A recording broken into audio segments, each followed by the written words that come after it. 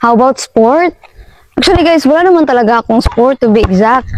Pero, I want to try something different. Kasi nga, back in elementary days, na-explain ko na sa inyo, di ba na ako, cancer survivor ako.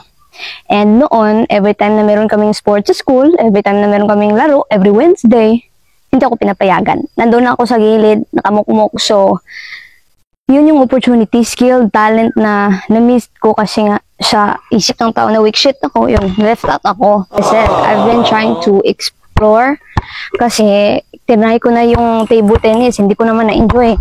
Itry ko na yung chess, boring din naman para sa akin. Yung basketball lang talaga na laro, I feel physically and emotionally attached to. So, also, biggest fear ko kasi yung bola. Nag-try ako magsali ng volleyball. Imbes na ganyanin ko yung bola dahil nag-ano ako. Kasi natakot ako sa bola, yung makairita kasi sa sound ng bola. Noon, palagi kasi ako matamaan sa muka.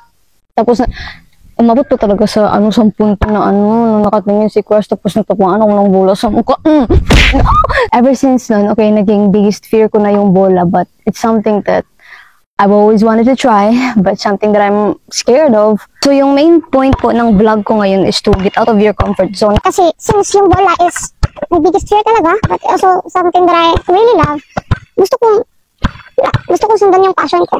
I always follow what I want because I'm young and I don't get to worry about tax. Wala akong binubuhay na pamilya. I'm free to do all of this stuff. So, as much as possible, in-enjoy ko talaga yung life ko as actually beginner pa lang talaga ako nito guys, I swear. Trying to learn the basis kasi dyan ka naman talaga mag-start. Okay, so tutunan muna natin yung mga basis lang talaga. That. Okay. Learn the basics, the ball handling drills. Oh my God. Oh, this is too easy. Let's try on the other hand. Oh Lord. Oh shoot, this is hard. Para mapatunayan ko sa mga tao noon na hindi ako weak shit tulad ng iniisip nila. I mean, weak shit naman talaga ako noon. But, you know, people go other side. Bisuda, but don't worry kasi lahat dyan din nagsa-start eh. Before I started my content noon, takot pa talaga ako sa camera, but now, wala lang, parang casual talk na. Normal thing na siya sa akin. So, how I be good at one thing, that's why it goes to another. Gotta explore, girl. Generation ngayon, yung mga kabataan na, yung focus na lang nila ngayon is yung love life. Hindi mo pa nga alam anong meaning ng tax.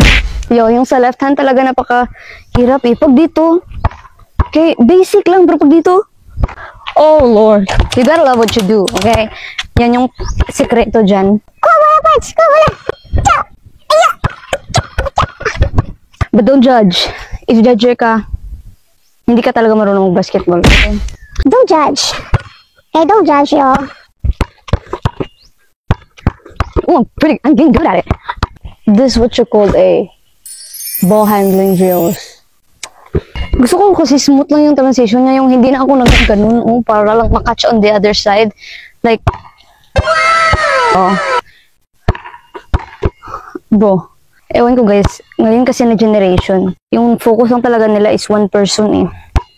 Focus lang sila sa love life.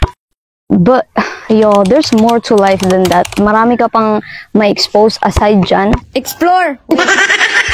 That's why, literally, sa tropa ko, wala ni isa yung may jowa talaga. Kasi gusto ko na mataas yung ka-vibe ko eh. That is why. I mean, na-experience ko naman yun. Di ba yung parang na-obsess ka sa isang tao. Gusto ko yung gusto i-topic kasi. Immature pa ako noon eh. Bata pa masyado.